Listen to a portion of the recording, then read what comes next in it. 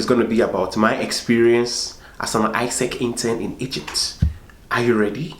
Because I have a lot of things to tell you guys. Please don't go anywhere. I'll be right back. I'm drunk, you're not. Faded on another level, about to leave the spot. Ripping shit down off the walls in the party, but I'm in the back posted, so nobody really noticed live. I don't know how to act. About to fill another one up in the parking lot. So, welcome back. And today, like I said earlier on, today I'm going to be talking about my experience as an intern with Aiesec abroad. So guys, let me just start by saying that this is my personal opinion and some of what my friends went through. So I'm just going to share what I went through. Our stories and experiences are obviously different. So I would like to start by saying that, please, even if I say something that you don't like, it is what it is. I mean, I'm not going to change because this is what happened to me. So I'm not going to sugarcoat it or something. I'm going to be 100% with you guys today. So let's get into it. New to my channel, please don't forget to subscribe, like and share.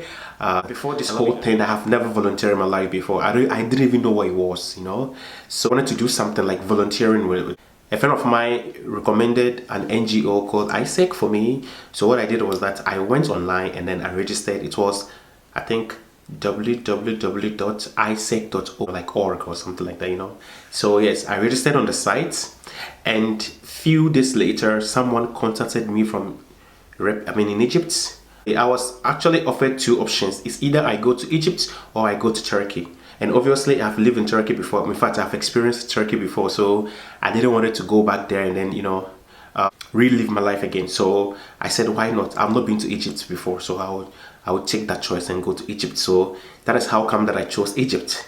Then this lady started talking to me for like a week. We started talking on Skype and WhatsApp and all that. And then she organized, and then after a few days later, she sent me a mail saying that, Crispin, you've actually passed the interview. So we would like to work with you in Egypt. You'll be an English teacher because in your CV, we saw that you love to teach kids and like you have the passion to teach English. I'm like, no problem. Again, she sent me all the invitational letters and accommodation and everything. I went to the embassy and then I applied for the visa. And like, now bear in mind, from the onset, this lady was always talking to me and then like communicating with me, taking me through the process, what I have to do, what I have to not to do, you know. Now, I kept talking to this lady till I left Ghana. As soon as I arrived in Cairo, I never heard from this lady again. Now, as I speak to you, I don't even know whether this lady was fair, was dark, was tall, was short. I don't even know how she looks like. But the thing was, two reps from the Aiesec in Egypt actually picked me up from the airport. Actually, I was expecting for her to pick me up, you know. So in my mind, I thought she was the one going to pick me up. So I started asking them, are you, like I mentioned, I don't want to mention the girl's name. I'm like, are you the one picking him? It's like, yeah, are you Crispin? I'm like, yeah, I'm Crispin. We are here to pick you up. I'm like, probably I was like, okay, maybe they are here to pick me up. Maybe she's busy or something like that. Thinking I was going to like receive an email to say maybe welcome or something like that. No, I didn't hear anything from this lady. Now we go to the hostel. In fact, we're living in a hostel, a place called Aieswc. It is in the downtown of Cairo. When I got there, it was very late. I think I arrived around 10-11 p.m. like midnight, you know. So I got there and then it's like, it was very quiet. It was a hostel. Everybody was in their rooms and all that. And they took me about, I think, 7 floors up to my room. And I thought I was going to have my own room, you know. Before he opened the door, I saw a lot of bed, a lot of like, it was unkept, you know. I started like wondering what is happening here, you know. When we got to the room, I was like, where's my bed? And then he was like, it's a Crispin. Oh, don't worry, you can sleep on this person's bed because they are on trip. So by the time they come back, we will by then arrange your bed for you. I'm like, what the fuck? Like, you people are supposed to do this before I even arrive in Egypt. Why am I here? And then I'm supposed to be in accident and begging for my own bed when I know that everything's supposed to be in check before I even arrive in Egypt, right? I mean, it's supposed to be like that, okay? They started saying, yeah, they started apologizing and all that. Okay. When I entered into the room, I met this guy from Turkey. I mean, he was Turkish, so we started saying, Crispin, don't mind these people. This is how they are. Like, they treat us like this. Look at where we live. You know, it's like this. So, I mean, welcome. And there was no turning back. Now, bear in mind, before I left Ghana, one of the rules that we have to do is that we are supposed to pay 100 American dollars for the accommodation. So I knew I was going to pay that money. Now, this is very funny, but I'll tell you guys. Right from the airport, they started asking me, where's the money? Where's the money? I'm like, chill, I have the money. I'll give it to you guys when we get to the hostel. You know, I wanted to relax first. That wasn't even a problem for me. I wanted to relax. But when I got to the hostel, now I understood why these people always persist that you give the money to them before you even arrive in the hostel, because they knew that, like, once you see the hostel, you wouldn't want to stay there. I mean, they knew what's going to happen, you know. So now I understand why they were always asking you to pay the money before you even get to the hostel. Like they were insisting that I take the money from they take the money from me. I mean, I'm there to volunteer. It's not like I'm there to of vacation or something like that. I'm here to help you people, you understand? I was willing to pay the money. That wasn't even the problem. Like, so after back and front, I'm like, I just said to myself, Crespo, you are here. There's no turning back. Just pay the money and just let it go. So I paid the money and then I never saw these guys again. Wow. I think I arrived in Egypt around 27th of December. A few days later, we had the the New Year's Eve, whereby we have to meet the other foreign people. Now, bear in mind, in my room, we had like 7 people in the room. They're from different countries, from India, Brazil, Turkey, and all that. So we kind of bonded from the first day, you know. I didn't have the people were okay.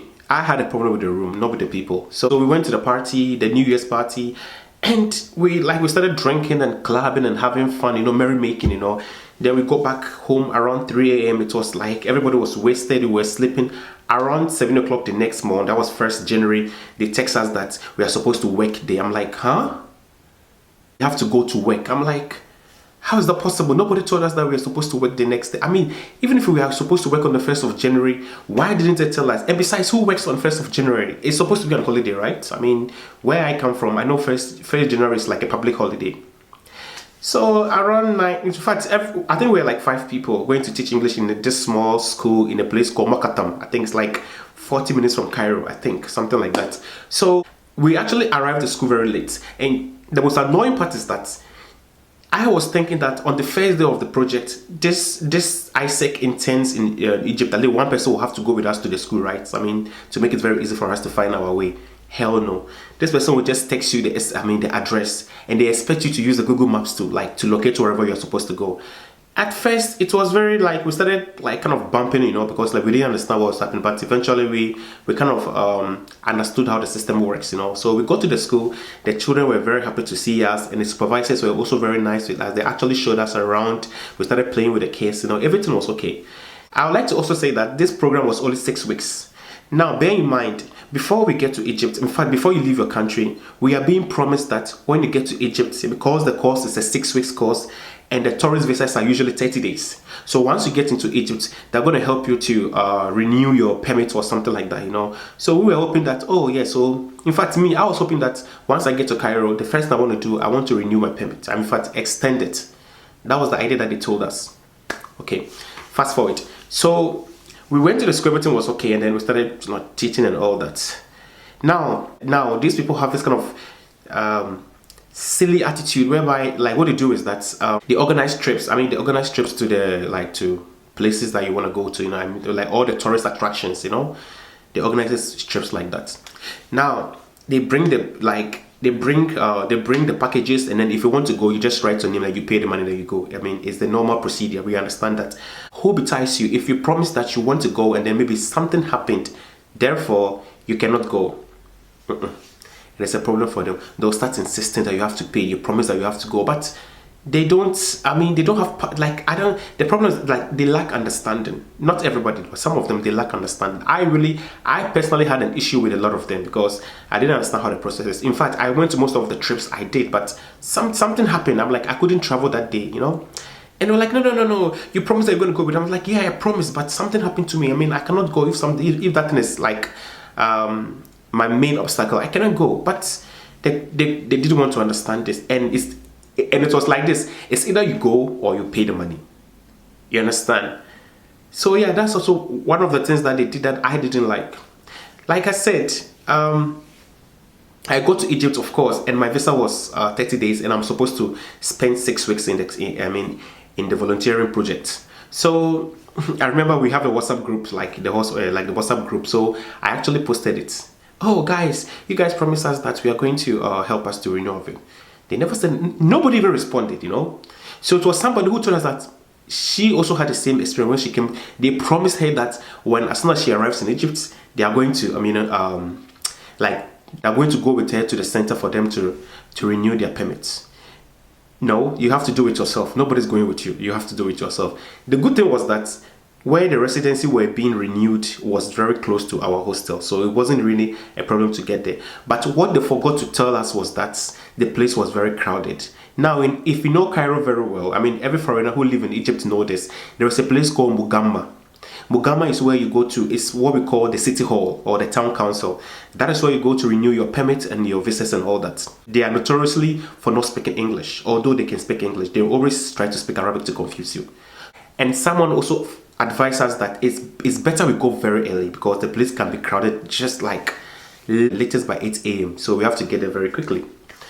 We got there, and then in fact I was like with my two friends, one from Holland, one from Turkey. We got there and then we couldn't speak Arabic. Like the place was very crowded. You don't even know where to turn, whether to turn left or to turn right. Like the whole place was in chaos, you know. So eventually we got to this counter. They started speaking Arabic to us, and then we didn't understand. And then later they had to drop to English. Eventually the visa was renewed, and they couldn't even apologize. So like they pretended as if nothing really happened. Another incident that really happened was that whilst I was doing my internship, my project with them, I felt sick. This is what happened. My roommate who was from Brazil had fever, so I was kind of taking care of this person, okay, and then I was sleeping next to this person, like we're in the dormitory bed, you know. So clearly I contracted the fever. After 2 days, I started feeling like fever and all that.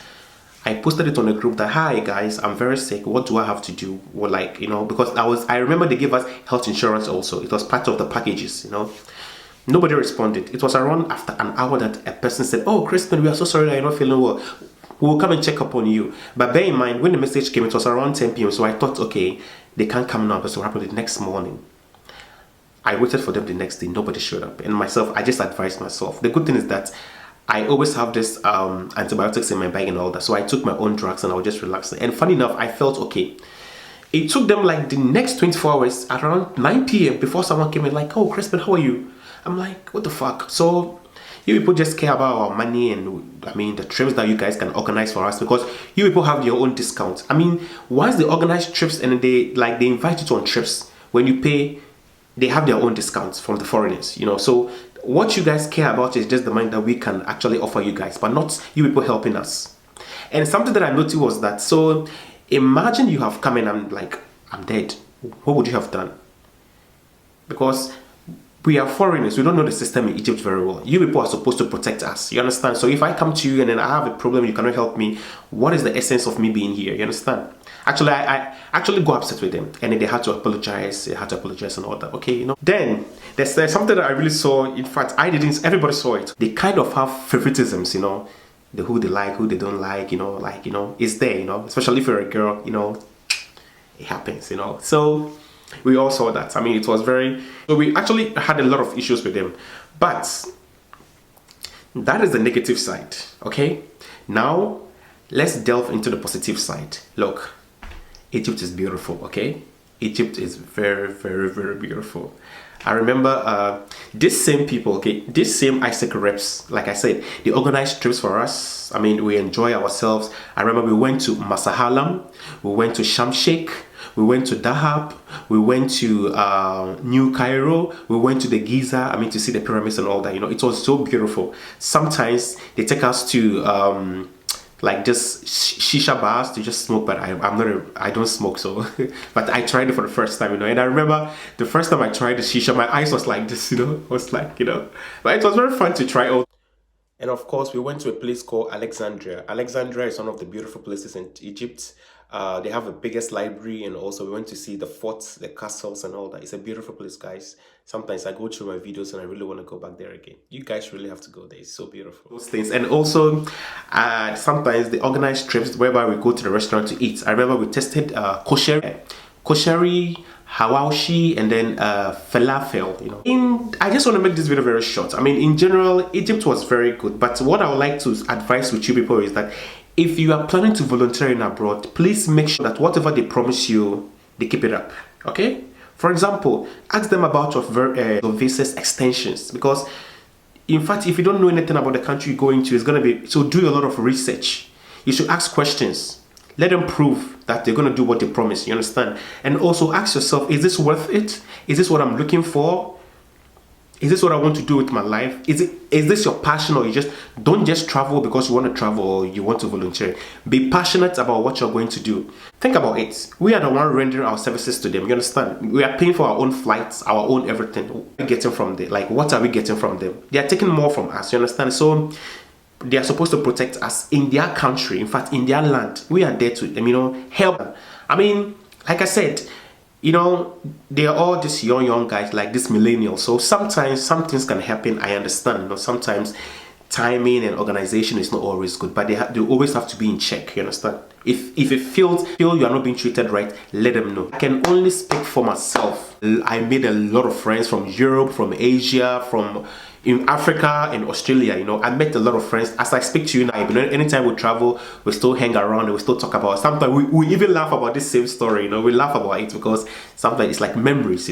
Sometimes I sit down, I go into my Dropbox and I check all the pictures and memories. It was a beautiful place. I remember the first time I did a quad bike was in Egypt, and also I remember people used to remember me of the guy who had 3 birthday parties in 1 week, because I'm a February born, I'm an Aquarius, so I love to party, I miss Egypt, I miss the people, but trust me, the Aiesec thing, that is my experience. I don't know if I'll ever volunteer again, but of course, if I have the opportunity to volunteer, I'll try again, but I don't think maybe to be in Egypt, maybe somewhere else, so it's a very good thing. Whoever tells you that volunteering is not good, it's a lie. It's a very good thing, but just be sure and just be okay, just be happy what you're gonna do. Just know what you're gonna do. That's all I could say. I always end my video by saying that Corona is still real, so sanitize your hands and then don't do handshakes, and put on your face mask. I know these days there's a lot of fashion, like I see people with fashionistas, face masks, and it's beautiful. I mean, take care of yourself, guys. I love you guys. To my next vlog, like I said, if you're new to my channel, please don't forget to subscribe, like and share. I love you guys. Bye y'all. I'm not a dummy, never drinking, never drive. So it's back to the party, man, I gotta get inside. I wreck shit, boy, I reckless. Trying to lead a party, I don't stress shit.